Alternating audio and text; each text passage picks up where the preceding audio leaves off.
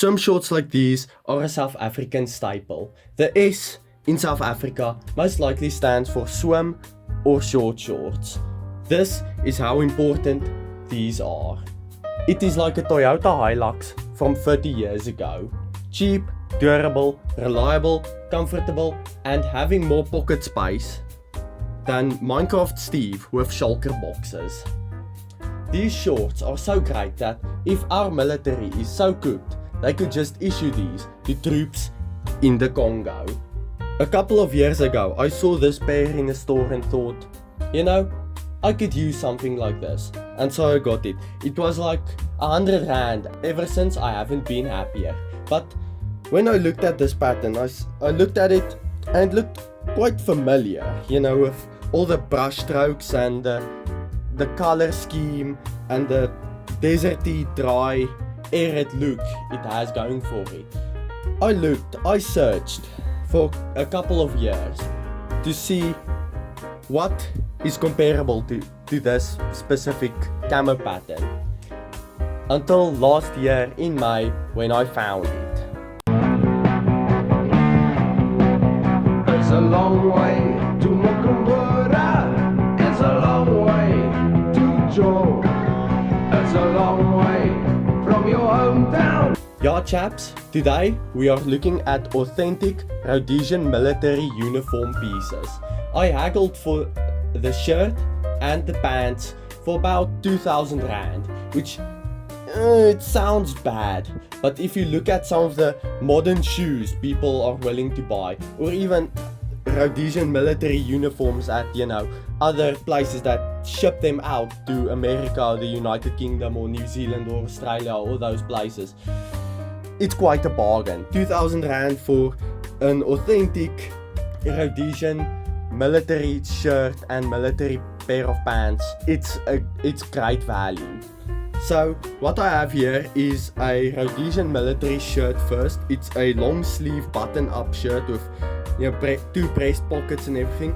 And if I were to look at this, well, I did my research and I can tell you that this is authentic, because even though the label is upside down, it says Paramount, which by the research I did on the internet was a company that made Rhodesian military uniforms. So I can say that this is authentic. And also, if you look at this label, the lack of material used, and if you feel this, it feels a bit thinner than what you would expect of military uniforms. And I would guess that this shirt was made during the late 70s, when the war was coming to an end and Rhodesia struggled to get resources and materials to make equipment, uniforms, and all that with. Because war isn't just about who is the strongest, it's also about logistics, international support, so many things that go into ensuring victory in a conflict. And with this you can kind of get the idea that this was at a later stage in the war, because the buttons are also a bit smaller than you would expect, because they had to save every bit of plastic, they had to save every piece of plastic, every button, every fiber of cotton, nylon and canvas they could, to make as many uniforms, or to stretch it as far as they possibly could, because they didn't necessarily know when they could get new equipment, new resources, new materials, because of all the sanctions and embargoes and everything they went through.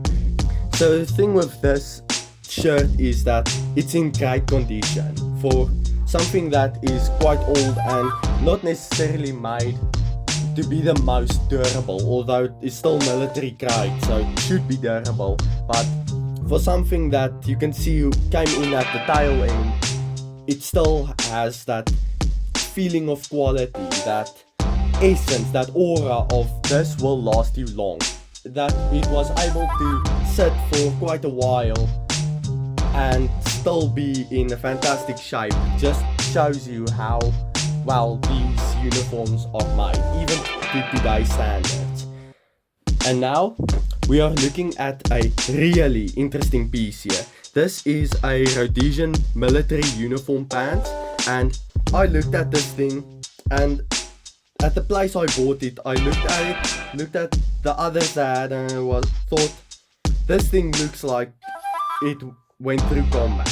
It doesn't look fake to me, it looks authentic, it looks real. And some people might say, you might have just gotten scammed because, they can fake it. I have enough evidence or enough of a theory, a belief, to say that this is 100% authentic Rhodesian military equipment. Because if you look at the pants pipes, you can see that it's been patched up, it's been sewn together, fixed as if it was in the field for combat. But some of those things, people can fake. But the pants has really gotten lighter in color than the shirt.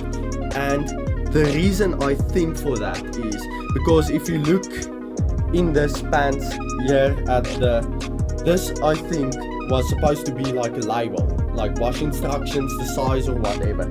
And if you look at this, and some of the buttons are missing where you connect it up, and the buttons of the belt loops at some points are missing. But if you look at all of that, I can think that this was probably made during the middle to late 60s, and I suspect this was made even earlier, in the late early and middle 60s, because if you look at this pattern fade, there's a specific thing it compares.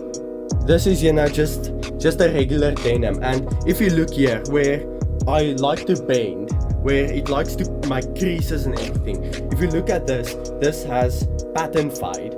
It has faded areas where it bends a lot, it creases a lot, it moves around a lot, and it gets into contact with the sun a lot, causing it to fade. So if you look at this pair, you can see it has this even fade across the entire thing, which would coincide with denim, because in the early to middle 60s, the Rhodesian military uniforms were made of denim, but they discontinued the production of the denim uniforms because they saw that it faded too easily and it faded too much in the sun, causing it to become more and more ineffective as a camo pattern, because you don't want something that becomes white in a few months. So with that, they switched to cotton and nylon, leaving the denim behind for something that wouldn't fade as easily, which I would assume,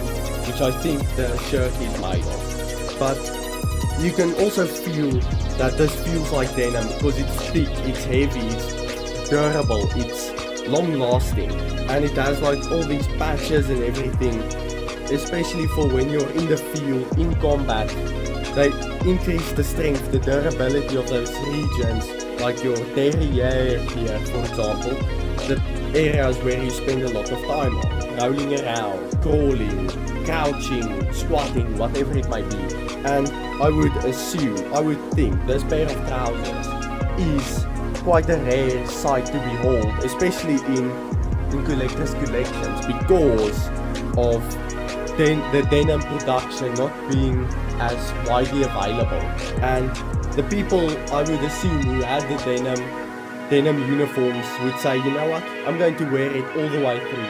I don't care about the fade, because it's like you go in, day out, hour in, hour out, fire force, airborne operations, ground operations, Celu scouts, whatever you were, you spend a lot of time damaging your uniform anyway. So why would you trade it in for something that you might see as inferior if you already have a durable product?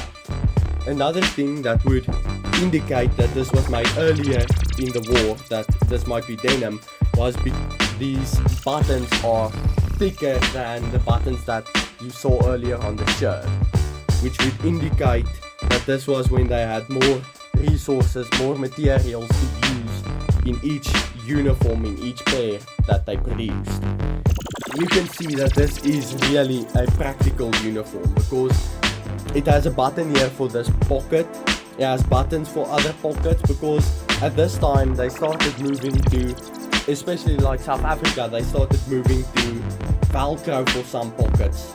And you can see it's also practical because the pocket is also as deep as the bottles in South Africa. So this really shows the quality, the caliber and the practicality and durability, comfortability, everything which this pair of pants, this trouser type, this uniform combination tried to solve.